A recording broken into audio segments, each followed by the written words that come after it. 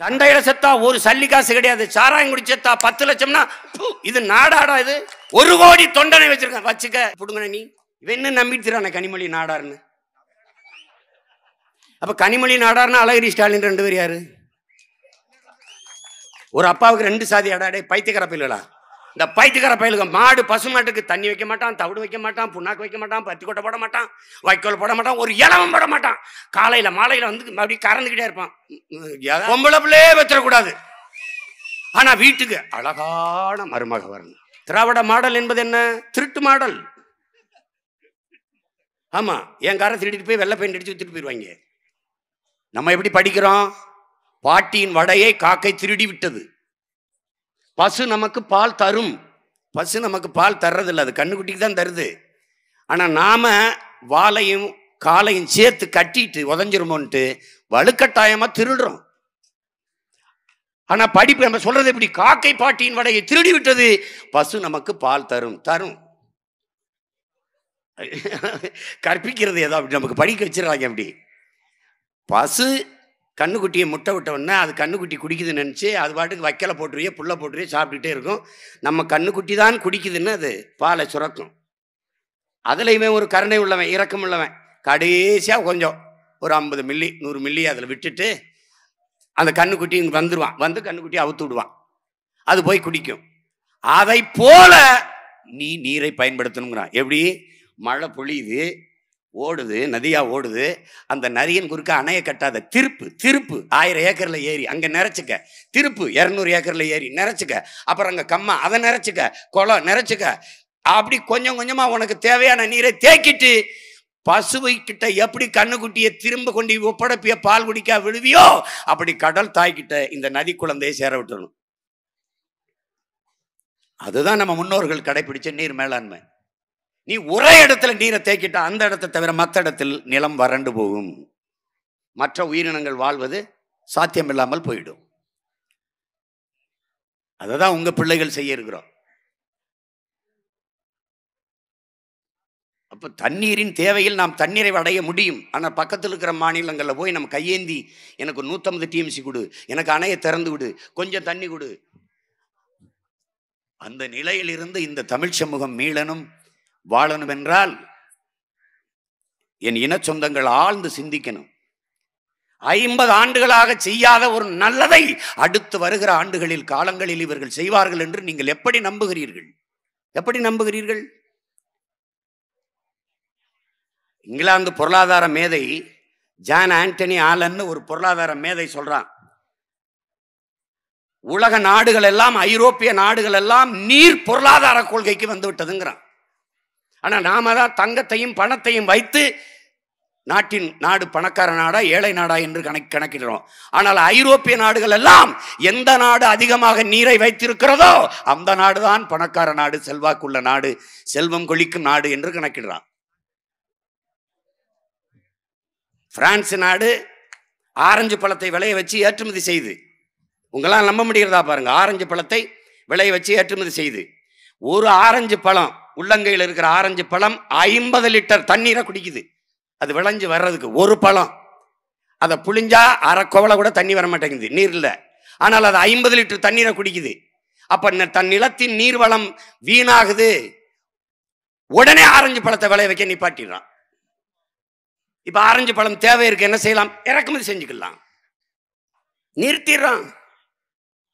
உங்களால் நம்ப முடியுதா? ஒரு கோழி முட்டை இருக்குல்ல, நாட்டுக்கோழி முட்டை இல்லை, இந்த நம்ம வளர்க்குற முட்டை இருக்குல்ல, 90 லிட்டர் தண்ணீரை குடிக்குது ஒரு முட்டை. இவ்வளவு எத்தனை லட்சக்கணக்கான முட்டை இவர்கள் ஏற்றுமதி செய்கிறார்கள் பாருங்க. நான் போட்டிருக்க சேன்ஸ் பேண்ட் இருக்குல்ல, 850 லிட்டர் தண்ணீரை குடிக்குது இது ஒரு பேண்ட். ராக்கெட்டின் உதிரி பாகங்களை தயாரித்து விற்கிற அமெரிக்கா என்னுடைய திருப்பூர்ல இருந்து ஜட்டி பனியனை இறக்குமதி செய்திய ஒரு ஜட்டி 250 லிட்டர் தண்ணீரை குடிக்குது. இதுக்கு வெர்ச்சுவல் வாட்டர்னு பேரு, மறை நீர், கண்ணுக்கு தெரியாமல் களவு போகும் உன்னுடைய நீர். ஒரு கார், 1 டன் எடையுள்ள கார் தயாரிக்க 4,50,000 லிட்டர் தண்ணீர் தேவைப்படுது. ஏன் கொரிய முதலாளி சென்னையில் வந்து ஹொண்டாய் தொழிற்சாலையை வைக்கணும்? ஏன் கொரியன் நாட்டில் வைக்கல? அவர் நாட்டு இளைஞர்கள் எல்லாருக்கும் வேலை கொடுத்துட்டாங்களா? இல்லை இந்திய நாட்டு தமிழ்நாட்டு இளைஞர்களுக்கு வேலை கொடுக்கணும்னு வரேங்க வேளாங்கண்ணி கோயிலில் இல்லை மாதா கோயிலில் இல்லை திருச்செந்தூர் முருகன் கோயில் வேண்டிக்கிட்டானா? இல்லை, அவன் நாட்டின் நீர்வளத்தை அவன் பாதுகாக்க வேண்டும் என்று நினைக்கிறான். 1 டன் எடையுள்ள கார் 4,50,000 லிட்டர் குடித்தால் 2 டன் 3 டன் எடையுள்ள கார்களை உற்பத்தி செய்த ஆண்டு ஒன்றுக்கு 50 லட்சம் கார்களை ஏற்றுமதி செய்த அந்த நிறுவனம். அப்ப எவ்வளவு நீர் உனக்கு தெரியாம கலவ போகுது பாரு. அப்ப எது வளர்ச்சி எது டெவலப் சொல்பாரு தம்பி. கார் இல்லை என்று எந்த நாட்டிலும் புரட்சி வந்ததில்லை. செல்போன் இல்லை என்று எந்த நாட்டிலும் புரட்சி போராட்டம் வந்ததில்லை. குளிரூட்டி ஏசி இல்லை என்றோ, டிவி இல்லை என்றோ, மிக்சி இல்லை என்றோ, கிரைண்டர் இல்லை என்றோ, எதுவும் இல்லை என்றாலும் புரட்சி வந்ததில்லை, போராட்டம் நடந்ததில்லை. ஆனால் நீரும் சோறும் இல்லை என்றால் அந்த நாட்டில் புரட்சி வராமல் இருந்ததில்லை. அதை நன்கு புரிஞ்சுக்கணும். இதை நீ உணரலையா? நீ 2 ஆண்டுகளா உணர்ந்த? கண்ணுக்கு தெரியாத ஒரு நுண்ணுயிரி கொரோனா என்கிற நோய் தொற்றி வந்த போது உன் நிலைமையை வச்சுப்பார். பணம் வைத்திருந்தாய், எங்கேயாவது நகைக்கடையில் போய் நகையை வாங்கி வைக்கலாம் என்று நீ நினைக்கல. கார் ஷோரூம்ல போய் கார் கடையில் போய் காரை வாங்கிட்டு வந்து நிறுத்தலாம் என்று நினைக்கல. பட்டு மாளிகைக்கு போய் அங்கே நிறைய பட்டாடைகளை வாங்கி வைக்கலாம் என்று நீ நினைக்கல. எங்கே மளிகை கடை திறந்திருக்குது என்றுதான் தேடின. எங்கே அரிசி பருப்பு கிடைக்கும், பால் கிடைக்கும், எங்கே தண்ணி கிடைக்கும் என்றுதான் தேடி திரிந்தாய்.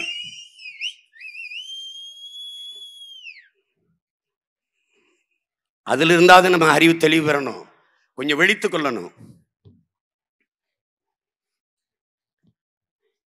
என் அன்பு சொந்தங்கள்கிட்ட கேட்கிறேன் நான். நமது தாத்தன் பாட்டன் எல்லாம் ஆறில் அருவியில் தண்ணி குடிச்சிட்டு இருந்தான். அப்புறம் கம்மா குளம் குட்டை ஏரியில் தண்ணி குடித்தோம். அப்புறம் கிணறு, அப்புறம் குழாய். நம்முடைய தாத்தா காமராஜர் காலத்தில் வீதியில் குழாயில் போய் அல்லது பைப்படியில் போய் பிடிச்சிட்டு குடங்குடமாக பிடிச்சிட்டு வந்தோம். இன்னைக்கு அந்த முறை ஒளிந்து விட்டது. குடுவையில் போத்தலில் குடிக்கிறோம். போத்தல் தான் இங்கே கூட வாங்கி வச்சிருக்காங்க. போத்தல் எல்லாம் பாட்டில் அடைச்சு குடிக்கிறோம். நீங்கள் போத்தலில் குடிக்கிறீர்கள், பாட்டிலில் குடிக்கிறீர்கள். நாளை உங்கள் பிள்ளைகளும் பேரன்களும் எதில் குடிப்பார்கள் என்று பாருங்கள். எவன் கழுத்தையாவது கடித்து ரத்தத்தை குடிக்கிற நிலைக்கு இந்த நாடு வரல. நான் நல்ல தாய் தகப்பனுக்கு பிறக்கல, நீ பார்த்துக்க. இதுல இருந்து மீளணும்னா உனக்கு ஒரே வழிதான் இருக்கு. எனக்கு வாக்கு செலுத்தி வெல்ல வச்சிரு. நீ புரிஞ்சுக்க ராஜா. நீ கோடி கோடியா பணம் சேர்க்கலாம் ராஜா. பெரிய மாளிகை கட்டி வச்சுட்டு போலாம், விலை உயர்ந்த காரை வாங்கி வச்சுட்டு உன் பிள்ளைக்கு போலாம். வாழுகிற பூமியாக இது இருக்குமான்னு யோசிச்சுக்க. நீ என்ன வச்சுட்டு போவ? தண்ணி வச்சிருக்கியா? அவனுக்கு காற்று வச்சிருக்கியா? சாப்பிட்ற உணவு நஞ்சு இல்லாம இருக்குதா? உன்னால வாழைப்பழத்தை நம்பி சாப்பிட முடியுதா? திராட்சை பழத்தை சாப்பிட முடியுதா? அவ்வளவு விஷம், அவ்வளவு விஷம். ஆப்பிள் அப்படியே கடி சாப்பிட முடியுமா உன்னால? தோலை செதுக்கு வையன், அதுல மெழுகு தடவி இருக்கு. விரைவில் அழுகி போகிற பொருள்கள் தக்காளி, காய்கறி எல்லாம் 1 மாசம் 1.5 மாசம் தக்காளி அப்படியே கெடாம இருக்கு. எப்படி?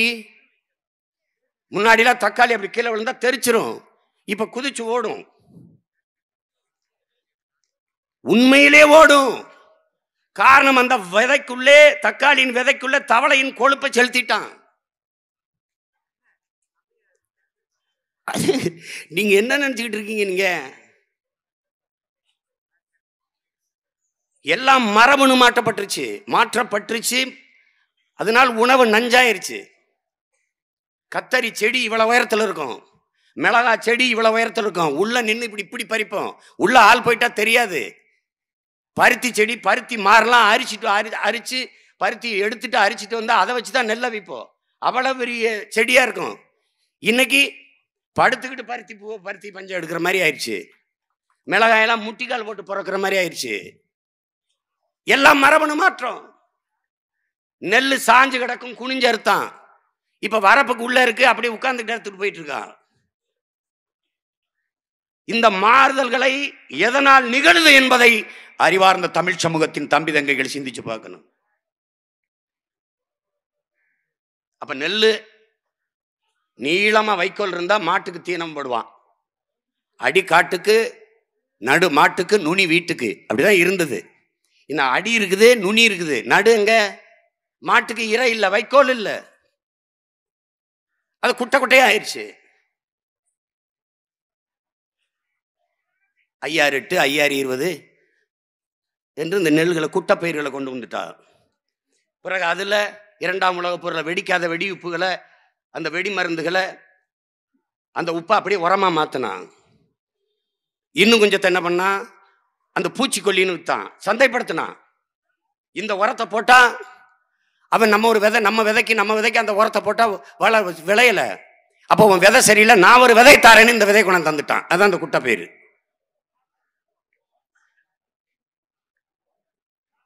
நீ உழவனின் நண்பன்னா மண்புழு. இந்த ரசாயன உரத்தை கொட்டினவனா மண்புழு செத்துருது. நீ உப்பு தின்னவை எப்படி தண்ணி குடிப்பியோ அப்படி இந்த ரசாயன உரத்தை பக்டம்பாஸ் 60-20 பொட்டாசியம் சல்பட்னு கொட்டினா உடனே நிலம் வறண்டுது, மண்ணுக்கு நாக்கு வறண்டுது. அப்ப அதிகப்படியாக தண்ணி தேவைப்படுது. அதே வேர்கள் ஆட்டு புழுக்கையோ மாட்டு சாணத்தையோ மக்கிய இலைதலை கழுவியோ கொட்டினால் அதை அப்படியே மண்ணோட மண்ணா இருந்து நீரை நல்லா பிடிச்சு வச்சுக்கிட்டு 1 வாரம் 10 நாளைக்கு அந்த நீரை அப்படியே செடிக்கு அனுப்பிக்கிட்டு இருக்கும், காய விடாது. இதெல்லாம் உயிரியல்னு எடுத்துக்கிட்டாலும் சரி, அறிவியல்னு எடுத்துக்கிட்டாலும் சரி, இது ஓட்டுக்காக நிக்கிறவன் பேசுற பேச்சு இல்ல, நாட்டுக்காக நிக்கிறவர்கள் பேசுற பேச்சு இது. நீங்க வாக்கு தந்தா தாங்க, தரலைனா போங்க. நாங்கள் கேட்பது உங்கள் வாக்குகளை அல்ல, எதிர்கால தலைமுறை பிள்ளைகளின் வாழ்க்கையை கேட்கிறோம். நாங்கள் ஓட்டை கேட்பது கோட்டையில் ஆள்வதற்கு மட்டுமல்ல, இந்த நாட்டையே காப்பதற்காக. பசி, பஞ்சம், ஊழல், லஞ்சம், கொலை, கொள்ளை, சாதிக இழிவு, தீண்டாமை, அடக்குமுறை, ஒடுக்குமுறை, மத போதை, பெண்ணி அடிமைத்தனம், இது ஏதுமற்ற ஒரு தூய தேசம் படைப்பதற்கு இந்த அரசியலை உங்கள் பிள்ளைகள் எடுக்கிறோம். இதுக்கு முன்னாடி எங்களுக்கு இருந்த வழித்தடங்கள், பெருந்தலைவர் காமராஜர் அவர்கள், ஐயா சிவானந்தம் அவர்கள், சிங்காரவேலர் அவர்கள், இவர்களாம் எங்கள் வழித்தடங்கள்.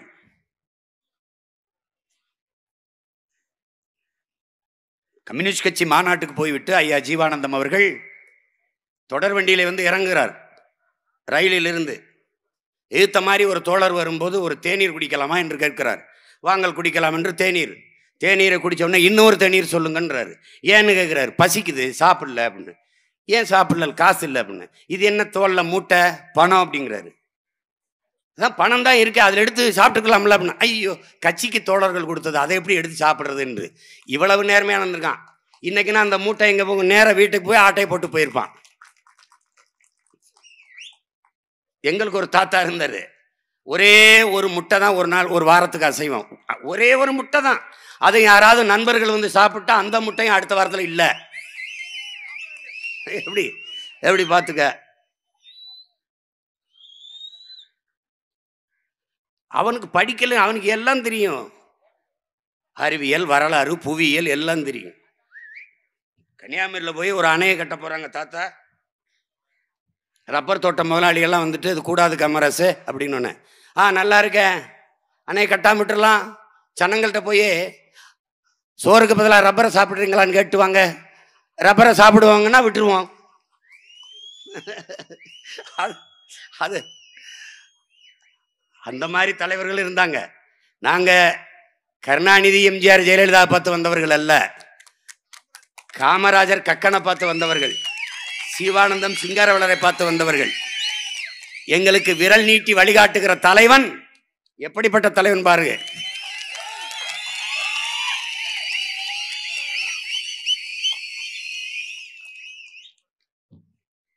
மரணத்தை ஊருக்கி அப்படி 2 குப்பியில் அடைச்சு பாருங்க. எல்லா மாவீரருக்கும் ஒரு சைனைட் குப்பி தான்.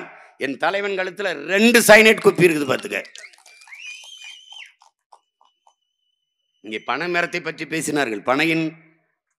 பனை தமிழர்களின் தேசிய மரம், என் இனத்தின் அடையாளம். அது பனை என்பது என் நிலத்தின் வளம். நாங்கள் பனையையும் ஒரு மாவீரர்களாகத்தான் போற்றுறோம். ஏன்னு கேளுங்க, ஈழ போரில் கடைசி வரை களத்தில் வீரனாக நின்று சண்டை செய்தது வீரர்கள் மட்டுமல்ல, பனையும் தான்.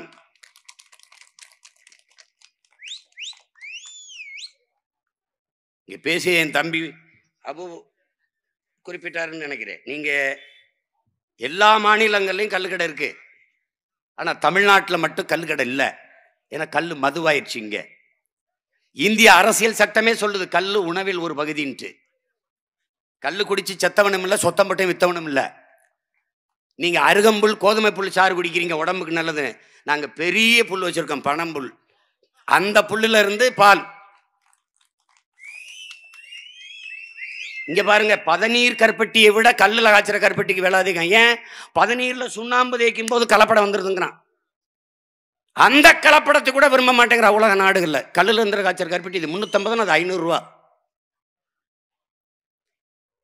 அது இயற்கையாக வருகிற பனம் பால். நான் அதான் சொன்னேன், நான் கல்லுங்கிற வார்த்தை எங்க பாட்டன் கல்லுண்ணாமைய பாடிட்டான், அதனால வைக்கல. நான் பனம்பால், தென்னம்பால், மூலிகை சாறுன்னு கடை திறந்து விட்டுருவேன்.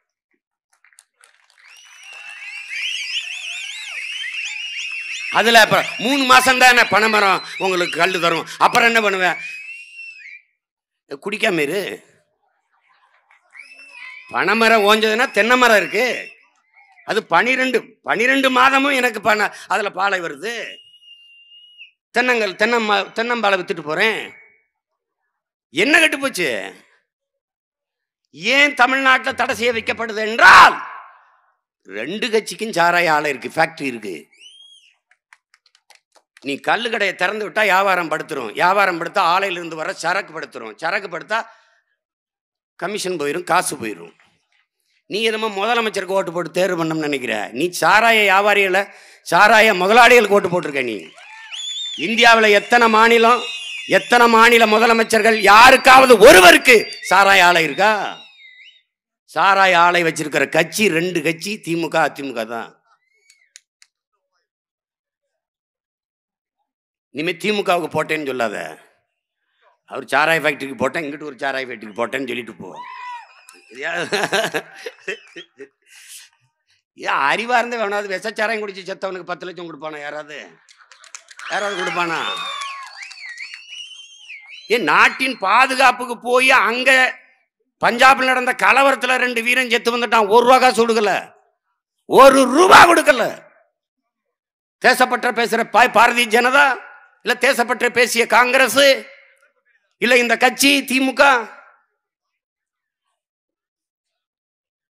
ஒரு இளைஞன், இந்த நாட்டில் ஒரு இளைஞன் நாட்டின் பாதுகாப்பு படைக்கு போக வேண்டும் என்கிற எண்ணம் எப்படி வரும்?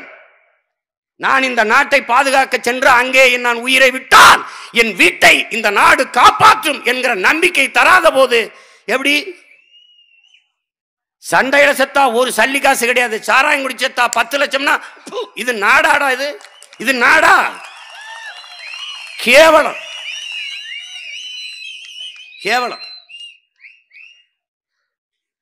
ஆட்சியாளர்கள் 100 நாள் வேலை திட்டம் இருக்கட்டும், வச்சுக்க. அவர்கள் நட்டு வளர்த்த மரங்கள் எத்தனை? பதில் சொல்லு. அவர்கள் தூர்வாரிய குளங்கள் எத்தனை? எடுத்துக்காட்டு. எத்தனை ஆண்டுகளா அந்த வேலை திட்டம் இருக்கு? எத்தனை ஆயிரக்கணக்கான மரங்களை நட்டு வளர்த்திருக்கலாம்? சொல்லுங்க பாப்போம். செய்யல. 1 கோடி தொண்டனை வச்சிருக்க, வச்சுக்க. புடுங்க. நீ அந்த 1 கோடி தொண்டனை வச்சு ஒரு வருஷத்துக்கு 1 மரம் நட்டா கூட எத்தனை கோடி மரம் வந்திருக்கும்? சொல்லு. எத்தனை கோடி வந்திருக்கும்? மரம் இல்லைனால் மண்ணில் வளம் ஏது? மரம் மண்ணின் வரம், அதை வளர்ப்பதே மனித அறம். இந்த கோட்பாடை கொண்டிருக்க ஒரே அரசியல் இயக்கம் நாம் தமிழர் கட்சி மட்டும்தான். 10 ஆண்டு பசுமை திட்டம், பல கோடி பனை திட்டம், மக்கள் இயக்கமாக மாற்றி உங்கள் மகன் சாதிச்சு காட்டுவேன். எங்கு பார்த்தாலும் பனை, எங்க பார்த்தாலும் மரம். மரம் நடுவதற்கென்ற பல ஆயிரக்கணக்கான ஆட்களை வேலைக்கு எடுப்பேன். அங்க படிச்சவன் எனக்கு தேவையில்லை. உருவாக்க முடியாதா? அவங்களால அப்படி கொண்டு வர முடியாதா? மக்கள் இயக்க மாதிரி செய்யலையா? மதிய உணவு திட்டம், பிள்ளைகள் பசியோடு இருந்தா பாடனை மண்டையில் எப்படி ஏறும்? உலகத்தில் இப்படி ஒரு மனிதனை நீங்க பார்த்திருக்கீங்களா? எனக்கு கிடைக்காது எவனுக்குமே கிடைக்க கூடாது என்கிற எண்ணம் கொண்டவர்கள் தான் மனித குலத்தில் இருக்கிறார்கள். எனக்கு கிடைக்கல, எந்த பயலுக்கும் கிடைக்கூடாது அப்படி நினைக்கிற இழி சிந்தனை கொண்டவன் தான் இங்கே கோடிக்கணக்கான பேர். ஆனால் எனக்கு கிடைக்காத ஒன்று என் தேசத்தின் பிள்ளைகளுக்கு கிடைக்கின்றும் என்று நினைத்த ஒரு மகத்தான மேதை ஒருவர் உண்டென்றால் சிலையாக நிற்கிற என் தாத்தா காமராஜர் மட்டும்தான். எனக்கு கிடைக்காத கல்வி என் நாட்டின் பிள்ளைகளுக்கு கிடைக்க வேண்டும் என்று சிந்திச்சு செயலாற்றியவர் பெருந்தலைவர் அவர்கள்தான். அவரை பெருந்தலைவர் என்று அழைக்கிறார்கள் என்று அதுல வயிற்றெரிச்சல்ல பஞ்சாயத்து போர்டு பிரசிடென்ட்லாம் பெருந்தலைவர் போட்டு விட்ட பெருமகன் உங்க கருணாநிதி தான். இவன் என்ன நம்பிட்டுறான கனிமொழி நாடார்னு. அப்ப கனிமொழி நாடார்னு அழகிரி ஸ்டாலின் 2 பேர் யாரு? ஒரு அப்பாவுக்கு 2 சாதி ஆடா? டே பைத்தியக்கார பிள்ளைகளா, ஒரு அப்பாவுக்கு 2 சாதி ஆடா? என்னது உங்களெல்லாம் எங்க வெள்ளாவில வச்சு வெளுக்கிறதுன்னு எனக்கும் தெரிய மாட்டேங்குது. இப்படி ஒரு கூட்டம் எப்படி உங்களால நம்பிக்கை தெரிய முடியுது? எப்படி தெரிய முடியுது? 90 ரூபாயா 200 ரூபாயா? என்ன என்ன நீ எங்க அண்ணன்ட்ட என் தலைவன்ட்ட போயிட்டு என்ன பிரபாகரா என்னமா தனிநாடுன்னு கேட்டு கிடக்குற, இதுல என்ன இருக்கு? ஒரு வளமும் இல்லையே, நீ இதை வச்சுட்டு எப்படி நாடு அடைஞ்சிட்ட, எப்படி நீ பொருளாதாரத்துல மேம்படுவ? என் பனையும் என் இறாலும் போதும்னாரு. அவன் தம்பி என்ன வருத்து வருவேன் பாரு, நீ மைதாவை தடை பண்ணிட்டாரு, பனங்கிழங்குல மாவு தயாரிச்சிட்டாரு. நானும் என் பையனும் மாவீரனும் பனங்கிழங்குல, அவன் களி, நான் பனங்கிழங்குல சப்பாத்தி. சாப்பிட்டு பாரு. இவ்வளவு உண்டு அருகம்புல்லு சாப்பிட்டா தெம்பா இருக்குன்னா எவ்வளவு பெரிய புல்லுடா என் பனை, எவ்வளவு பெரியது. உடல்ல எல்லாவற்றையும் மானுட பயன்பாட்டுக்கு தருகிற ஒரு மரம் உண்டென்றால் அது பனை மட்டும்தான். எதுவுமே கழிவு கிடையாது. நினைச்சு பாரு, எதுவுமே கழிவு கிடையாது. கடைசியா அந்த சல்லடை பதநீர் கல்ல வடிக்கிறதுக்கு அதுல இருக்கிற அந்த சல்லடையை அதுவே தந்துடும். இங்க அறுத்துப்புறம் கருக்கு, அது நுனியில பூ இருக்கும், அதை எடுத்து அப்படியே ஒட்டினோம்னா ரத்தத்தோட அது ஆறி தங்கில விழுகும். எல்லாமே பயன்பாடு.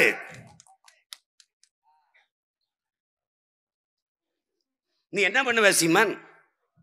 வருவேன், திருச்செந்தூர்ல நிறைய பனைமரம் இருக்கு, போடுறா இண்டஸ்ட்ரிய, போடுறா தொழிற்சாலைய. பனையிலிருந்து பனை நாரிலிருந்து கட்டில், பனை நார் கட்டில் அமெரிக்கால 40,000. இந்த இருக்கான் என் தம்பி ஜெய்சீலம், கேட்டுக்க, 40,000 ஒரு கட்டில் விலை. 2 பனங்கிழங்கு விலை எவ்வளவு? ஒன்றும் தெரியாது உனக்கு. சீனாவிலிருந்து ஓலை கொட்டாம போகுது, ஓலை பாய், சீனா பாய் படுக்கிறான். ஏன் அதை நீ தயாரிச்சு படுத்தா உனக்கு தூக்கம் வராது, கனவு வராதா? அது கேவலமாயிருச்சு. வருவேன் இண்டஸ்ட்ரி, படித்த தொல்ல அரசு வேலை, எல்லாம் உட்கார்ந்த இடத்துல உட்காந்து எனக்கு பொட்டி பண்ணி தரணும், பாய் பண்ணி தரணும். நான் வித்துக்கிருவேன், விசிறி கிசிறி எல்லாத்தையும் வித்துக்கிருவேன். சந்தைப்படுத்த உலக நாடுகளுக்கு ஏற்றுமதி செய்வேன். கருப்பட்டி, நாட்டு சக்கரை தயாரிப்பாங்க இண்டஸ்ட்ரி. பனை ஏறி பழகிறவெல்லாம் ப்ரொஃபஸர் ஆக்கி விட்டுருவேன். எல்லாம் கத்துக்க. பனை நாடாறு ஏறினா தான் 17 வருவேன், கல்லு தருவேன் சொல்ல, எவன் ஏறினாலும் தரும். ஆமா, முன்னாடிலாம் நீ நினைச்சுக்கிட்டு இருந்தா வண்ணார் தான் துணி வைக்கிறதுன்னு, அப்படிதான் இன்னும் பைத்தியக்கார பையன் நினைச்சுக்கிட்டு இருக்கான் பல பேர். படிச்சவன் போறான் அங்க அவங்க லாண்ட்ரி வச்சுட்டு இருக்கான். நாவிதர் தான் முடி வெட்டணும்னு நினச்சிக்கிட்டு இருக்கான் பைத்தியக்கார பையன். அமெரிக்காலலாம் முடி வெட்டுறேன், உங்களால் தான் போய் வெட்டிக்கிட்டு இருக்கான், நம்மளால் தான் வெட்டிருக்கானா, அவனுக்கு நாவிதன் தான் பேரா. அது அழகு நிலையமடா, முடி திருத்தகம். அது பியூட்டி சென்டர்னு வச்சிருக்கிறான். ஒரு இளவும் தெரியாது உனக்கு. பாரு, நான் வந்து அவனை பானை செய்கிற வேளாளரெல்லாம் ப்ரொஃபஸர் ஆக்கி எல்லாரும் பானை செய்ய பிள்ளைகளுக்கு கற்றுக் கொடுங்க. கற்றுக்கடா. அடம் ஒரு மீன் குழம்பு வைக்கிற சட்டி 13,000 ரூபாய்டா அமெரிக்காவில், பைத்தியக்காரங்களா, 13,000 ரூபாய். மாட்டில் சாணத்தில் இருந்துட்டு எர்ராட்டி 350 ரூபாய். எர்ராட்டி. உனக்கு பொருளாதாரம் எங்க இருக்குன்னு ஒரு இளவும் தெரியல. சாராயத்தை வித்து அதுக்கு மேலே கோட்டுக்கு மேலே 10 ரூபா கமிஷன் வாங்கி கேவலப்பட்டவங்க இவங்கள. எங்க பார்த்தாலும் வரி, சொத்து வரி, மின்சார கட்டணம், அது வரி வரி வரின்னு உட்கார்ந்து ஓரமா சொரிடா. என்ன அதுக்கு மேல ஒண்ணுமே இல்லடா, ஒண்ணுமே கிடையாது. இந்த பைத்தியக்கார பயலுங்க மாடு பசுமாட்டுக்கு தண்ணி வைக்க மாட்டான், தவிடு வைக்க மாட்டான், புண்ணாக்கு வைக்க மாட்டான், பத்தி கொட்டை போட மாட்டான், வைக்கோல் போட மாட்டான், ஒரு இலவம் போட மாட்டான். காலையில் மாலையில் வந்து அப்படி கறந்துக்கிட்டே இருப்பான். ஏதாவது ஏடா செத்து போயிரும்டா மாடு, செத்து போயிடும். அதுக்கு தண்ணி வைக்கணும், தவிடு வைக்கணும், புண்ணாக்கு வைக்கணும், பருத்தி கொட்டை வைக்கணும், வைக்கோல் போடணும், எல்லாம் போடணும். அப்படி எனக்கு ஏதாவது போட்டு தாண்டா நீ வரி வாங்கணும். பயவேசி பைத்தியக்கார பயல ஒன்றும் கிடையாது. முதலீடு நான் போடணும், கடை நான் நடத்தணும், காலையிலிருந்து சாயந்தரம் வரைக்கும் நானே இருந்து நடத்தணும், எல்லாம் பண்ணணும். அவர் வரி எடுத்துக்குவாரு 28 விழுக்காடு 30 விழுக்காடு. நான் என்ன சொல்றேன், வரி எனக்கு கூட லாபத்தை எடுத்துக்க. அதுக்கு முன்னாடி கடையில் எங்கள் சித்தப்பன் பெரிய பையன் வியாபாரம் பார்த்துக்கிட்டு இருந்தான். இந்த ஜிஎஸ்டின்னு போட்டான், காலையில் போய் கடை விற்பனைக்குன்னு எழுதி வச்சுட்டு போயிட்டான். கடையே வியாபாரத்துக்கு வந்துருச்சு. இது ஒரு நாடு, இது ஒரு கேவலம். பனைமரம் அடர்ந்து இருக்கிற இடங்களில் பனை சார்ந்த தொழிற்சாலையை நிறுவேன். மக்களின் வாழ்விடங்கள்லயே அவனுக்கு அரசு வேலையை உறுதி செய்வேன், அதை ஏற்றுமதி செய்வேன். அப்ப எனக்கு பின்னாடி நான் நட்டு வைக்கிற பல கோடி மரங்களை அடுத்தடுத்த தலைமுறை நம்ம சித்தப்பன் பயன்படுத்தின மாதிரி, நம்ம பெரியப்பா பயன்படுத்தின மாதிரி நாமளும் பயன்படுத்தணும். அவ்வளவுதான், தெரிஞ்சுக்கிடுவான், விழிச்சுக்கிடுவான். அவ்வளவுதானே. வெறும் பனை மட்டுமா? தென்னை சார்ந்த தொழிற்சாலை, கரும்பு சார்ந்த தொழிற்சாலை, வாழை சார்ந்த தொழிற்சாலை. நீ பிளாஸ்டிக் கூட கொண்டுக்கிட்டு அதை கொண்டுக்கிட்டு திரியிற. வாழை மட்டையில் செய்கிறேன் இந்த பை, வாழை மட்டையில் வாழை நாரில் சேலை தந்து தச்சுக்கிட்டு போட்டுக்கிட்டு இருக்கு, ஏற்றுமதி செய்யுது. என் தம்பி அமெரிக்காவில் வேலை செஞ்சுட்டு இருந்தான், முத்துக்குமார், கன்னியாகுமரிக்காரன். திருநெல்வேலியிலேருந்து மண் எடுத்து மண்பானம் செஞ்சு ஏற்றுமதி செய்கிறான் அமெரிக்காவுக்கு. ஏன்னா அதில் வர்த்தகம் இருக்கு. அவன் தனியாளா செய்கிறான். நாளைக்கு நான் வந்து கவர்மெண்ட் செய்யுங்கிறேன். உனக்கு என்ன பிரச்சனை? பைத்தியக்காரனுக்கு ஆடு மாடு வளர்க்கறது அவமானமா இருக்கு. ஆனா ஞாயிற்றுக்கிழமை அரைக்குள்ள வாங்கி சாப்பிட்றதுக்கு பெருமையா இருக்கு. அங்க கடையில போய் பால் கொஞ்சம் தூக்கலாம், அப்படி ஒரு இது போடுங்க, எலும்பில்லாத கறியா ஒரு கிலோ கொடுங்க. உன்னையத்தான் குனி வச்சு வெட்டி கூறு போட்டு விற்கணும். ஆடு வளர்த்துறப்படாது, மாடு வளர்த்துறப்படாது, கறி வந்துடணும். இவங்க ஒரு நோயாளிகள். பொம்பளை பிள்ளை பெறமாட்டான், ஆனா வீட்டுக்கு அழகான மருமக வரணும், மயிர்னு வரும். எப்படா வரும்? பொம்பளை பிள்ளையே வச்சிடக்கூடாது, ஆனா வீட்டுக்கு அழகான மருமக வரணும். இது ஒரு நோய். இது ஊர் பேர் தான் பேய், பல பேர் இங்க உண்மையிலே பேய். இவங்களை வச்சுக்கிட்டு என்ன செய்யுது சொல்ல?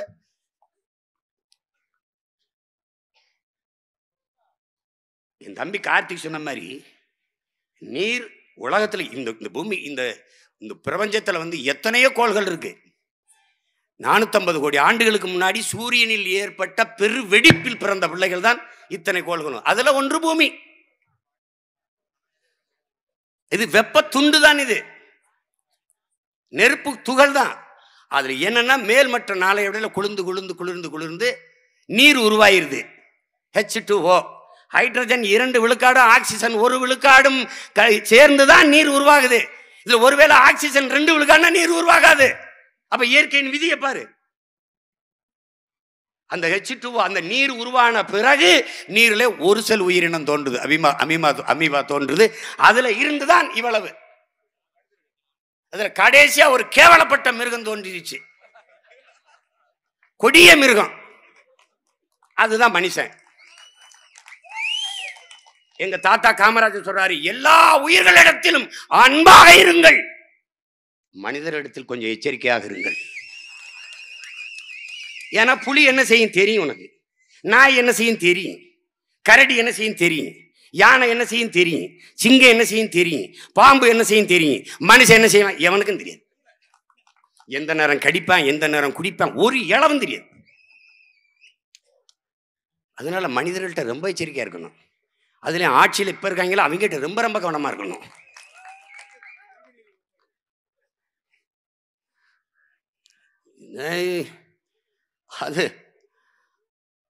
அதனால எண்ணற்ற நீர்த்தேக்கங்களை உங்கள் பிள்ளைகள் உருவாக்கி நீரை சேமித்து வந்த. இப்ப ஒரு கேள்வி, அடிப்படை கேள்வி கேட்போம். உங்களுக்கு தண்ணி தவிக்குது, நம்ம போய் அண்ணாச்சி கடையில், அண்ணாச்சி எனக்கு ஒரு போத்தல் தண்ணி கொடுங்க, குடிச்சிடுறீங்க. காகம் என்ன செய்யும்? சிட்டு மானு மயில்லாம் என்ன செய்யும்? இல்லை கொக்கு குருவி என்ன செய்யும்? எப்படி குடிக்கும்? நீங்கள் வலைவழியில் பாருங்கள், வலைவழியில் பாருங்கள், இங்கே பாருங்கள், ஒரு கிரிக்கெட் கிரவுண்டு, அது புல் இல்லை, அது சிந்தட்டிக்க, அது வந்து புல் மாதிரி ஒரு இது. ஆமாம், அது மேலே 2,50,000 லிட்டர் ஊற்றி தெளித்து அதை ஈரப்படுத்துகிறான். அப்போ அந்த தண்ணியை ஊற்றி விட்டுட்டு அந்த பீச்சு அடிச்சுட்டு அவன் போகிறான். ஆயிரக்கணக்கான குரங்குகள் ஓடி வந்து அந்த தண்ணியை நக்கி குடிக்குது.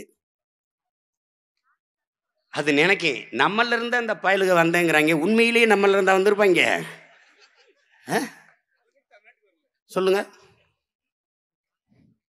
அதான் ஒரு குரங்கு எல்லாம் கூடி மாநாடு போட்டு டார்வினை கண்டிச்சதுன்ட்டு. என்ன உங்களுக்கு என்ன பிரச்சனைன்னு டார்வின் கேட்குறாரு. நீ குரங்குல இருந்து மனிதர்கள் வந்தாங்க, நீ எங்கல இருந்து வந்தாங்கன்னு நீ எப்படி எழுதி வைப்ப? எப்படி எழுதி வைப்ப? அது தப்பு. ஏன் தப்பு? எங்கெல்ல இல்லாத சாதி மதம் அவன்கிட்ட இருக்கு, அப்ப எங்கல இருந்து எப்படி வந்திருக்க முடியும்? அதே மாதிரிதான் பாரதி ஒரு தப்பு பண்ணிட்டான். காக்கை குருவி எங்கள் சாதின்னு பாடிட்டு போயிட்டான். நம் பெரும்பாவலன் காக்கைகள்லாம் கண்டன தீர்மானம் போடுது. பாரதி பயந்துட்டான், என்ன பிரச்சனை உங்களுக்குன்னு. காக்கை குருவி எங்கள் சாதின்னு நீ பாடிச்சிருக்க, உங்க சாதியில் நாங்க எப்படி இருக்க முடியும்? எங்களை ஒரு காக்கா செத்தா நாங்க 1000 காக்கா குடிக்க அழுவுமே கத்துவமே. நீ இனமத்தமும் செத்து போச்சு 1,50,000 பேர், நீ சும்மா போயிட்டு இருக்கிய. நீ எப்படி எங்களை போய் உங்க சாதிங்கிற? நீ கேடு கட்ட சாதி, ஈனச்சாதி, இழிச்சாதி. நீ சொந்த ரத்தம் செத்தாலே கண்டுக்காம போவேன். நீ உனக்கு எது இல்லைனாலும் பிரச்சனை இல்லை. சாராய கடை திறந்திருக்கணும், தேட்டர் திறந்திருக்கணும். இங்க போட, அங்க போய் ஆட, இவ்வளவுதான். பண்டிகை உனக்கு எதுக்கு?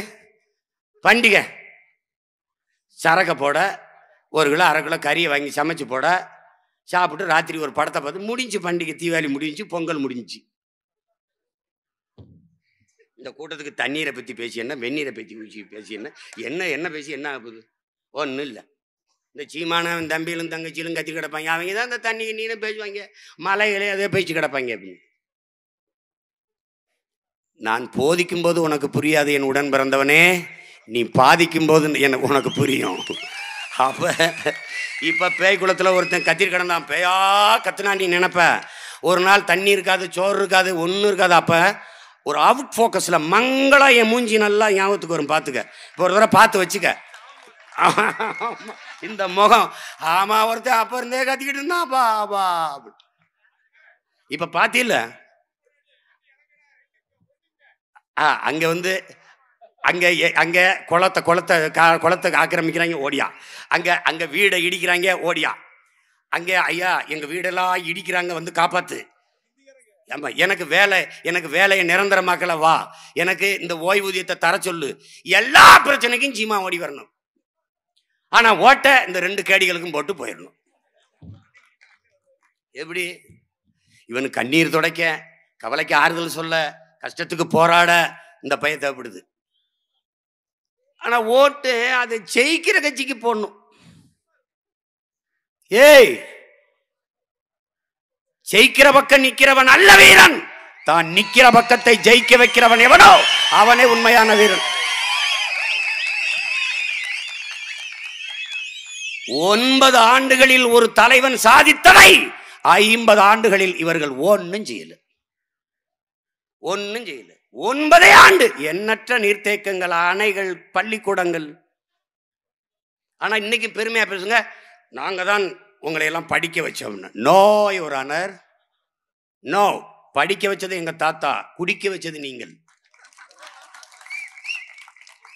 அவன் வந்தான், ராஜாஜி 6000 பள்ளிக்கூடங்களை மூடிட்டாரு காசு இல்லைன்ட்டு.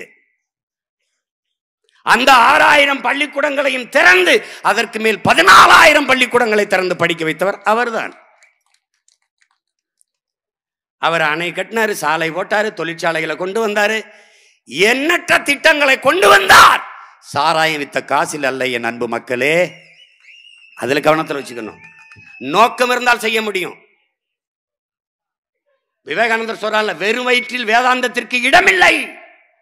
வெறும் வயிற்றுல பசியோடு இருக்க பாடம் நடத்திட்டு இருக்காத. அப்ப பசியோடு இருக்க பிள்ளைகளுக்கு பாடம் மண்டையில் ஏறாது. ஒரு வேலையாவது சோறு போட்டு படிக்க முடிவெடுக்கிறாரு. ஐயா வெற்றி கொண்டானவர்கள் பேசுவாங்க, நாங்கெல்லாம் சின்ன பிள்ளையா இருக்கும்போது தெருவில் விளையாண்டுட்டு இருப்போம். அப்போ ஐயா வருவாங்க, காமராஜ் ஐயா, ஏண்டா பள்ளிக்கூடம் போலையா ஐயா? ஐயா பள்ளிக்கூடம் போலையா? பள்ளிக்கூடம் போனால் எங்களுக்கு போட்டுக்கிற டவுசர் இல்லையா? சரி வாயா, இலவசமாக சீருடை தரையா, இலவச சீருடை. அப்புறம் வந்தாரு, தெருவில் விளையாடிட்டு தரணும், படிக்க போல. ஏயா சீருடை கட்டியே கொடுத்தேன், அப்புறம் ஏயா படிக்க போகிறேன்? ஐயா எழுதி படிக்க சிலட்டு புத்தகம் இல்லை, அதுவும் தரேன் வாயா. ஐயா வாயா, அதுவும் தரையா, இந்த இலவச சிலட்டு புத்தகம். அதுக்கப்புறம் படிக்க போல, விளையாடிட்டு தந்தோம். ஏயா சிலட்டு புத்தகம் கட்டியா, அதுவும் கொடுத்தேன், அப்புறம் மறுபடியும் பள்ளிக்கூடம் போகாமல் விளாண்டு கிடக்குறீங்க ஐயா. ஐயா பள்ளிக்கூடத்துக்கு போயிட்டா சாப்பிட்றதுக்கு சோறு என்னங்க பண்ணுறது? அதனால ஆடு மாடு மேய்ச்சி காட்டில் வேலை செஞ்சாதான் சாப்பிட முடியும். ஐயா ஒரு வேளை சோறு போடுறேன், அதை சாப்பிட்டா தெம்பா படிக்க வாயா வாயா. இப்படி படிக்க சோறு போட்டு படிக்க வச்ச தாத்தன் காமராஜ். நல்லா கவனிச்சுக்க. அவன் கட்டின பள்ளிக்கூடத்தில் படிச்ச அப்துல் கலாம் கண்டுபிடிச்சு வெடிச்சதுலதான் இந்தியாவே வல்லரசுன்னு பீத்திக்குது. அவன் கட்டின பள்ளிக்கூடத்தில் படிச்சதுதான். சீமானா அவன் கட்டின பள்ளிக்கூடத்தில் படித்தவன் தான். படிக்க வச்சது என் ஆத்தாள் அப்படின்னு என் தாத்தன் காமராஜன். அவன் என் ஆத்தாப்பேன் காசு இல்லை, பனை மரத்தை ஒத்தி வச்சான், அடமானம் வச்சான், நிலத்தை வச்சுச்சான், பசுமாட்டை விற்றான், சென்னையோட விற்றான், 10 ஆட்டுக்குட்டியை விற்றான், படிக்க வச்சான்.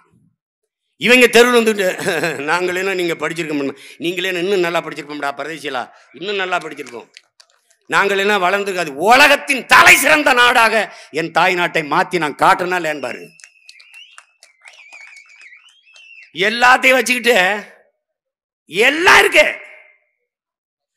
மழை பொழிவு இருக்கு, நீர் வளம் இருக்கு, நில வளம் இருக்கு, காட்டு வளம் இருக்கு, கனிம வளம் இருக்கு, மலை வளம் இருக்கு, கடல் வளம் இருக்கு, எல்லாம் இருக்கு. ஆனா எங்க ஆத்தாளுக்கும் என் தங்கச்சிக்கும் எங்க அக்காவுக்கும் மாசம் 1000 ரூபா கொடுக்குற ஏழ்மை இருக்கு. ஏன் இருக்கு? ஏன் இருக்கு? 1000 ரூபா ஐயா ஸ்டாலின் கொடுக்குறாரு செப்டம்பர்ல இருந்து 1000 ரூபா. அந்த காசு எங்க இருந்து வந்தது? எங்க அப்பா குடிச்சிட்டு கொடுத்ததை எங்க அம்மாவுக்கு கொடுக்குறீங்க. அவர் அதான் எங்க அம்மாட்ட வாங்கிட்டு திருப்பி உங்ககிட்ட கொடுத்துட்டு போயிடுவாரு. இதெல்லாம் ஒரு திட்டம், இதெல்லாம் ஒரு திட்டம். இது திராவிட மாடல் திட்டம். திராவிட மாடல் என்பது என்ன? திருட்டு மாடல். ஆமா, என் காரை திருடிட்டு போய் வெள்ளை பெயிண்ட் அடிச்சு வித்துட்டு போயிடுவாங்க. அதுதான் மாடல். அவங்க மாடல். எவ்வளவோ சாதிச்சிருக்கலாம். நாங்க வளர்ந்துட்டோம், தமிழ்நாடு முன்னேறிடுச்சு, அப்புறம் முதலீட்டுக்கு சிங்கப்பூர் ஜிங் ஜிங்னு கையேந்திட்டு இருக்கிறீங்க. அதான் வளர்ந்துருச்சே. வளர்ந்துட்ட நாடு எதுக்கு? ஜப்பான்ல, ஜப்பான் எதுக்கு? கொடுமை. அப்ப நீரின் தேவை ஏன்னா நீரை சார்ந்துதான் எல்லாமே இருக்கு, எல்லாமே இருக்கு. அதனாலதான் உங்க பிள்ளைகள் என்ன திட்டம் பாருங்க, நீரு வயிறு அறிவு, நீரு வயிறு உயிர் அறிவு பயன் வளர்ச்சி. எங்க கொள்கை தான். நல்லா விளக்குறேன் பாருங்க. நீரின்றி அமையாத உலகம். அப்ப முதல்ல என்னடா? நீர் வள பெருக்கம் போடுறா திட்டத்தை. எங்கெங்க நீர் தேக்க முடியுமோ, எங்கெங்க நீர் வளம் இருக்கோ அங்கெல்லாம் நீர் தேக்கத்தை உருவாக்குவது. அப்ப நீர் முடிஞ்சிருச்சு. அடுத்து என்ன? வயிறு பசி. அப்ப பசி வந்தால் 10 பறந்துடும். நீர் வளத்தை பெருக்கணும்னா அடுத்தது என்ன? வேளாண்மை. வேளாண்மை செய்ய வைக்கப்படுறான் இல்ல, வேளாண்மை செய்வது அரசு பணி, கவர்மெண்ட் வேலை. வா, நானே விவசாயம் செய்வேன், அதுல என் பிள்ளைகளை வேலை கொடுப்பேன். அப்ப வயிறு வந்துருது. அதுக்கப்புறம் என்ன? உயிர். அப்ப மருத்துவம், உலகத்தரத்திற்கு மருத்துவம். ஏழை பணக்காரன் பாகுபாடு கிடையாது. நாட்டின் முதலமைச்சருக்கு என்ன மருத்துவம் கிடைக்குமோ அது கடைகோடி மனிதனுக்கு பேய் குளத்திலும் கிடைக்கும், சாத்தான் குளத்திலும் கிடைக்கும் மருத்துவம். அதுக்கப்புறம் என்ன? உயிருக்கு அப்புறம் என்ன? அறிவு, கல்வி. ஆக சிறப்பான கல்வி, உலகத்தரத்துக்கு கல்வி. இந்த மொட்டை மனப்பாடம் கிடையாது, நோ ஹோம்ஒர்க், வீட்டு பாடம்லாம் கிடையாது. அவனுக்கு எது பிடிக்குதோ அதான் பாடம். ஓட பிடிக்குது ஓடு, ஆட பிடிக்குது ஆடு, பாட பிடிக்குது பாடு. அது நீளம் தாண்டுதலா, குண்டெறிதலா, வட்டெறிதலா, இல்லை கூடை பந்தா, கைவுந்து பந்தா, கால் பந்தா, எந்த விளையாட்டோ அதை படி. இல்லை இசையா, இசை உனக்கு பாடம். இல்லை நடனம் ஆட பிடிக்குதா ஆடு. எல்லாம் மொட்டையா 5 பாடத்தை வச்சு மனப்பாடம் பண்றது. வரலாறு நடத்துறதுக்கு புவியியல் தெரியாது, புவியியல் நடத்துறதுக்கு அறிவியல் தெரியாது, அறிவியல் நடத்துறதுக்கு தமிழ் தெரியாது. ஆனால் கேட்டுக்கிட்டு இருக்க மாணவனுக்கு 5 தெரியணும். இது ஒரு கல்வி முறை, இது ஒரு கல்வி முறை. அப்ப அறிவை வளர்க்கும் கல்வி தரம். அப்புறம் கல்விக்கு அப்புறம் அறிவுக்கு அப்புறம் என்ன? பயன், வேலை வாய்ப்பு, வேலை வாய்ப்பு. அதுக்கப்புறம் என்ன? வளர்ச்சி. அதனால் நீரு வயிறு உயிர் அறிவு பயன் வளர்ச்சி, இதான் எங்க கொள்கை. இதை செயல்படுத்துவதுதான் உங்கள் பிள்ளைகளின் உயிராய உயரிய லட்சியம். எண்ணற்ற நீர்த்தேக்கங்களை உருவாக்கி இப்ப நீங்க பாத்தீங்கன்னா இவங்க திட்டம்லாம் அப்படின்னு பாத்தீங்கன்னா, கடல் நீர் சூரிய ஒளியில் வெப்பமாயி நீராவியாய் மேலே போய் குளிர்ந்து தூய தூய குடிநீரை கொட்டுது. நீங்க வானத்திலிருந்து விழுகிறத எந்த பாத்திரத்தில் இருந்தாலும் ஒரே தன்மையோடு இருக்கும். நம் முன்னோர்கள் பாருங்க, நிலத்தியல்வால் நீர் தெரிந்தற்று, செம்மண்ணில் விழுந்தால் செம்மண் கலந்துருக்கும், கரிசெம்மண்ணில் இருந்தால் அது ஒரு நேரமாக இருக்கும். அப்போ அங்கே மேலேயே குடத்தை வச்சு பிடிச்சிட்டிங்கன்னா எல்லாமே தூய குடிநீர். ஆனால் இந்த நீரை சேமிக்காம கடலில் கலக்க விட்டுட்டு 50,000 கோடி செலவழித்து கடல் நீரை சுத்திகரித்து குடிநீராக மறுபடியும் விற்கிறான். இந்த 50,000 கோடிக்கு நீர்த்தேக்கங்களை உருவாக்கியிருந்தா கடல் நீரை ஏன் குடிநீராக்கணும்? எப்படி இருக்கு பாருங்க. ஏன்னா கடல் நீரை குடிநீர் திட்டம் கொண்டாந்த 50,000 கோடியை முதலீடு செஞ்சா அதில் ஒரு 5,000 கோடியை எடுத்துக்கலாம். பாலமா கட்டினோம்னா பாலம் கட்டியிருக்கு திமுக அரசு, அதுல எத்தனை பாலமா கட்டு போச்சு பணம்னு எவனுக்கு தெரியும்? எவனுக்கு தெரியும்? கால கொடுமை. விடியல் அரசுன்னாங்க, வந்த உடனே மின் கட்டணம் எங்கேயோ போயிடுச்சு. கரண்டை முன்னாடி தொட்டா தான் சாக்கடிக்கும், கரண்ட் கட்டணத்தை பார்த்த உடனே சாக்கடிச்சிருது. பல பேர் செந்தில் பாலாஜிக்கு வந்த மாதிரி திடீர் நெஞ்சு வலியில விழுகிறான். அதை பார்த்த உடனே நெஞ்சு வலி வந்துருது, அவனுக்கு என்ன செய்யறதுன்னு தெரியல. எனவே உங்க பிள்ளைகளின் முதல் திட்டமே நீர்வள பெருக்கம் தான். நான் என்ன கேட்கிறேன், என் அன்பு சொந்தங்கள்கிட்ட, ஒரு அருமை சொந்தங்கள்கிட்ட நான் ஒன்று கேட்கிறேன். இந்த நம்ம தாத்தா மதிய உணவு திட்டத்தை கொண்டு வரும்போது எப்படி செயல்படுத்தினாருன்னு தெரியுமா உங்களுக்கு? இங்க பாருங்க, காசு இல்லை, கவர்மெண்ட் காசு இல்லை. அப்ப கல்வித்துறை செயலாளர் அவர்கிட்ட போயிட்டு, நேற்று சுந்தரவடிவேல்கிட்ட போயிட்டு, ஏப்பா இந்த திட்டத்தை செயல்படுத்துறதுக்கு ஐயா அது கஷ்டமையா, ஃபண்ட் இல்லையா, காசு இல்லையான்னு. இருக்கிற வரைக்கும் போடுவோம்னு, இல்லைன்னா விடு, நான் என் மக்கள்கிட்ட போய் மடி ஏந்தி பிச்சை எடுத்துக்கிட்டு வரேன், அப்போவாது நம்ம பிள்ளைகளை படிக்க வச்சிடும், படிச்சு முன்னேற்றிட்டோம்னா நாட்டை காப்பாற்றுவான்ல அப்படின்னு. அவர் படிக்க வச்சு முன்னேற்றம்லாம் என்ன பண்ணியிருக்கான்னு பாரு, என்ன பண்ணிட்டு இருக்காங்கன்னு பாரு. அப்ப அவர் என்ன செய்யறாரு? மக்கள் இயக்கமாக மதிய உணவு திட்டத்தை மாத்துறாரு. அப்ப காசு இருக்கிறவன் காசு கொடுத்தான், அரிசி இருக்கிறவன் அரிசி கொடுத்தான், நெல் இருக்கிறவன் நெல் கொடுத்தான், ஒண்ணுமே இல்லாம விறகு கட்டையை கொடுத்தான். ஒண்ணுமே கொடுக்க முடியாத பெண்கள் பள்ளிக்கூடத்தில் சமைச்சு சாப்பாடை போட்டாங்க. அப்போ எல்லாருடைய பங்களிப்பையும் பெற்று மக்கள் இயக்கமாக மதிய உணவு திட்டத்தை மாற்றினார். அதை போல உங்கள் மகன் இந்த மரம் நடுதலை 10 ஆண்டுகளில் என் பூமி தாயை, என் தமிழ் தேசத்தை பச்சை போர்வையால் போர்த்துகிற பணியை மக்கள் இயக்கமாக மாற்றுவேன். இந்த பேய்குளத்தில் 10 இளைஞர்கள் போய் 100 மரக்கண்டை நட்டுட்டு வந்துட்டான்னா தமிழ் தேசிய குடிமகன், சிறந்த குடிமகன் விருதை கொடுத்து பாராட்டுவேன். அவன் படிக்கிற மாணவனா இருந்தால் அந்த பாடத்துல பிராக்டிக்கல் மதிப்புல 10 மார்க் போட சொல்லுவேன். அவன் 100 மரக்கண்டுகளை நட்டு வளர்த்திருக்கான்னு காட்டினால் வேலையில முன்னுரிமை கொடுப்பேன். அதான் அரசு பள்ளி கல்லூரியில் படித்து வர்ற என் பிள்ளைகளுக்கு வேலையில கொடுத்துட்டு மீதி இருந்தால் தான் தனியார் பள்ளி கல்லூரியில் படிச்சுட்டு வந்தவனுக்கு வாய்ப்பு கொடுப்பேன். அப்ப எல்லா பையிலும் அரசு பள்ளி கல்லூரிக்கு வந்துருவான், அங்க தரமான கல்வியை கொடுக்க தொடங்கிடுவேன். எவனும் தப்பிச்சு போக முடியாது.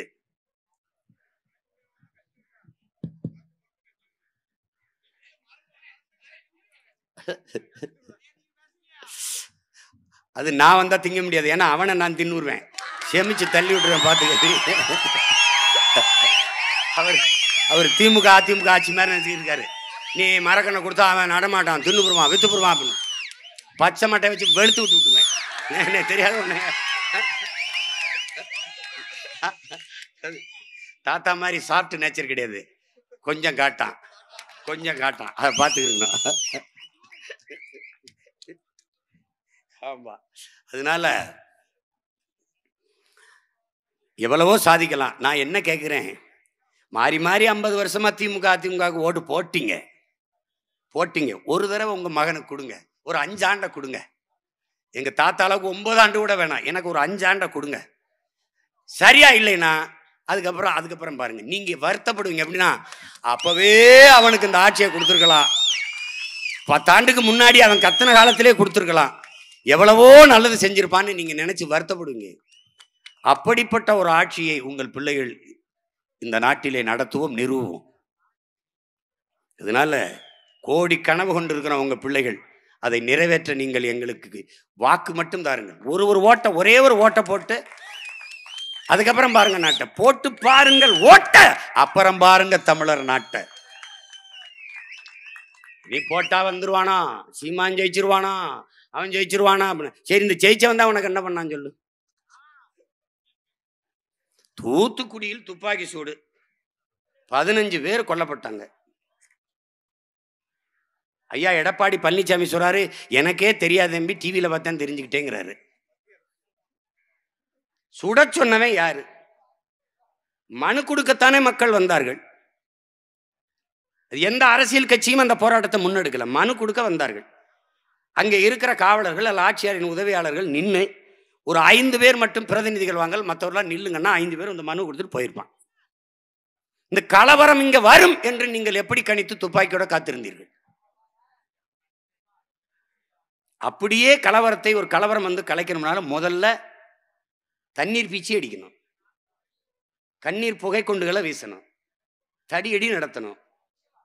இது எதுவுமே செய்யாம எடுத்தோன்னு துப்பாக்கி எடுத்து எப்படி சுட்ட? எப்படி சுட்ட? அதுவும் முட்டிக்குள்ள சொல்லலாம், சுடல. தொண்டாக்குழியில நெஞ்சில எப்படி குறிபாத்து சுட்ட? அவன் கலவரனுக்கு நீ ஏறி போய் வண்டி மேல ஒரு மஞ்சள் பண்ணினை போட்டு ஸ்னைப்பர் தொலை தூரத்துல இருந்து சொல்ற ஒரு துப்பாக்கி வச்சுட்டு படுத்துந்தானே அவங்க. நீ இப்ப என்ன பண்ணி வச்சிருக்க? நாங்கள் வந்தால் 2 மாசத்தில் நீதியை நிலைநாட்டுவோம். எங்க 2 வருஷம் ஆச்சு, ஒன்றும் நாட்டல. எங்கிட்டு நாட்டுறீங்க? அவர்களுக்கெல்லாம் பணி உயர்வு கொடுத்து பணியிட மாத்திட்டீங்க. இப்ப அந்த மேல இருந்து சுட்டான்ல, அவன் இன்னும் ஆயுதப்படையில் இதே தூத்துக்குடியில் வேலை செஞ்சுட்டு இருக்க. அப்படி அந்த அதிகாரி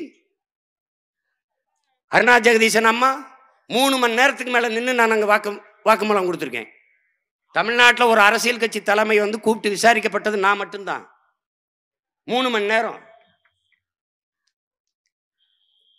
அதுக்கு என்ன இருக்குது? அவங்க தாக்கல் செஞ்சு அந்த அறிக்கையை கொண்டு சமர்ப்பித்து 6 மாசத்துக்கு மேல ஆகுது, எந்த நடவடிக்கையும் இல்லை. ஆனால் பேசும்போது எதிர்கட்சி தலைவராக இருக்கும்போது பேசலாம், உடனே நான் பண்ணி பெறுவேன். அங்க கொடநாட்டில் 6 பேர் செத்துருக்கான். செத்தது உண்மை, எவனோ கொண்டிருக்கான். ஜெயலலிதா வீட்டுக்கு 1 நிமிடம் கூட மின்சாரம் அணையாது. ஏன்னா தனி லைன், தனி தடம், அங்க அணையாது. 1 மணி நேரம் மின்சாரத்தை துண்டிச்சது யாரு? 1 மணி நேரம் மின்சாரத்தை துண்டிச்சு 6 பேரை கொன்னது யாரு? ஏன் கொன்னா? எதுக்காக கொன்னா? முன்னாள் முதலமைச்சர் வீட்டிலே 6 கொலை நடந்திருக்குன்னா எனக்கு என்ன பாதுகாப்பு இருக்கும்? நீங்க என்ன சொன்னீங்க? நான் அதிகாரத்துக்கு வந்தவன 2 மாசத்துல விசாரிச்சு 2 வருஷம் விசாரிக்கல. ஏன்? பணம் ராஜா, பணம், அவ்வளவு பணம்.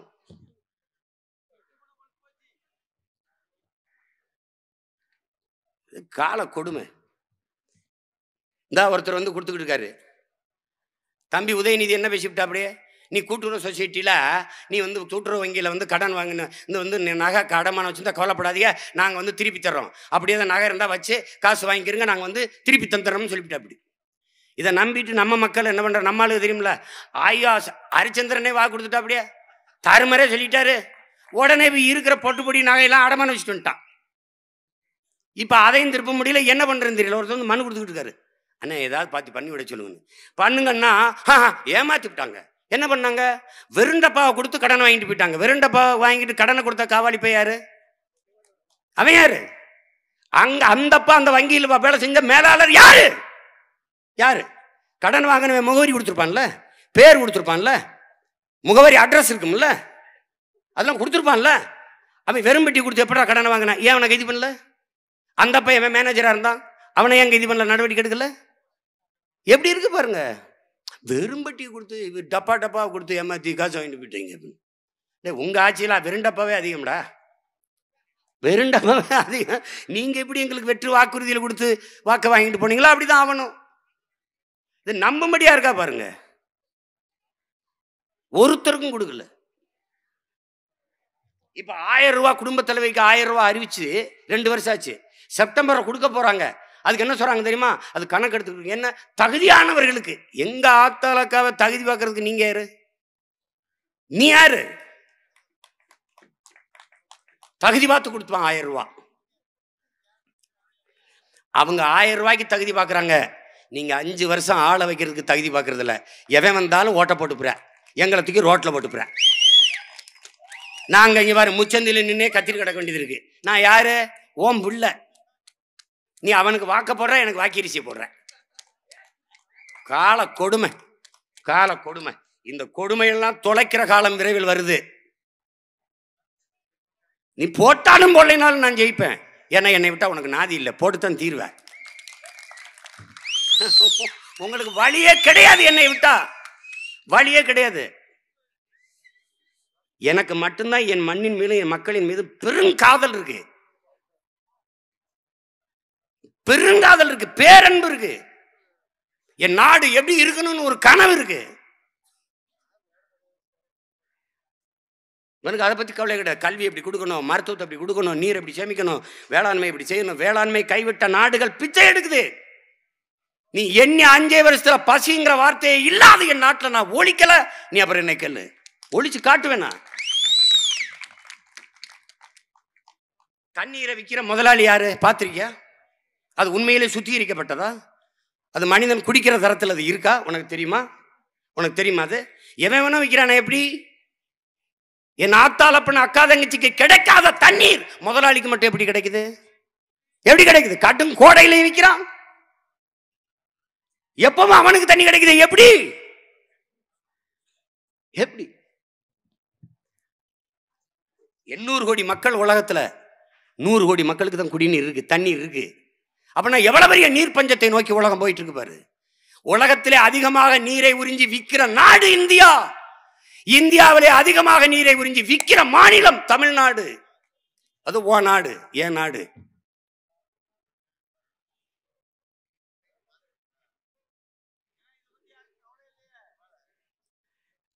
வா, நம்ம கவலைப்பட்டு சரி பண்ணுவோம். வா, கவலை இல்லதா? இப்ப அதை விட்டுட்டாங்க.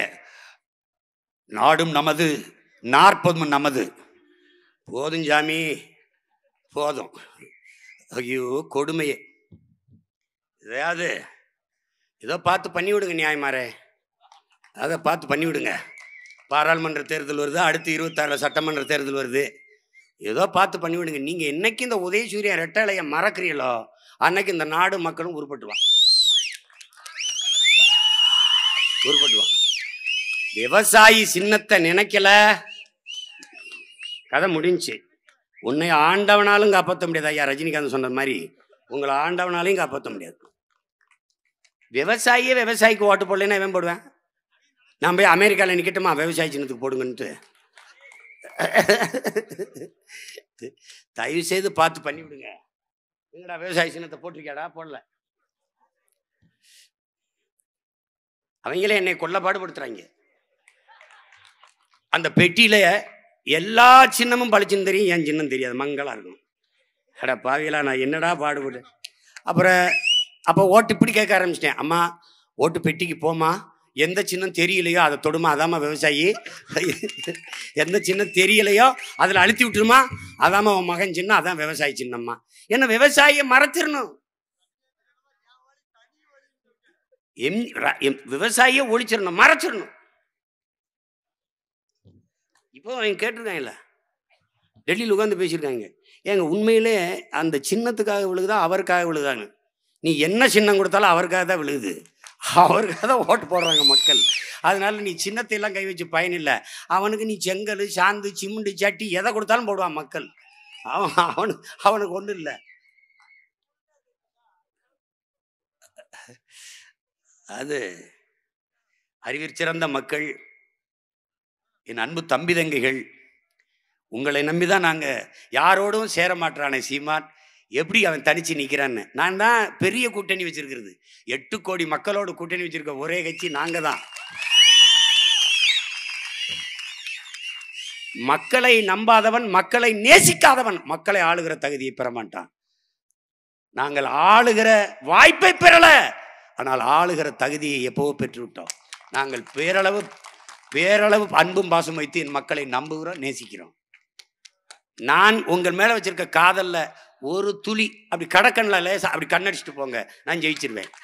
நீங்க என்னையே பார்த்துக்கிட்டு இருக்கணும்னு இல்லை, அப்படி சைடா ஒரு லுக்கு போதும். என்ன அளவுக்கு நீங்க காதலிக்க வேண்டியதில்லை.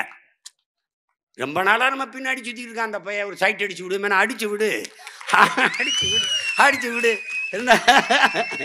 ரொம்ப நாளா சுத்துறேன் நானும் உன் பின்னாடி, கண்டுக்காம கவர்ந்துக்கிட்டே போனீங்கன்னா எப்படி? ஏற்று பாருப்பா, ஏற்று பாரு, உன் சொந்தக்காரன் தானே, அப்படி பாரு ஒரு தடவை. ஏய் நீ அப்பா, சரிப்பா. அதனால என் அன்பிற்குரிய மக்களின் அருமை சொந்தங்கள், மறுபடியும் இந்த மண்ணில் காமராஜர் என்ற மகத்தான தலைவனின் ஆட்சி மலர வேண்டும் என்றால் இருக்கிற ஒரே வாய்ப்பு, அவன் பேரை என்னைய கெட்டியா பிடிச்சுக்க. என்னை விட்டினா வாய்ப்பு இல்லை, உனக்கு வாய்ப்பு இல்லை ராஜா, வாய்ப்பே இல்லை. அதனால தயவு செய்து என் அன்பு சொந்தங்கள், அருமை உடன் பிறந்தவர்கள், எங்கள் கைகளை வலிமைப்படுத்தி வலிமையான அரசியல் ஆற்றலாக எங்களை மாற்றுங்கள்.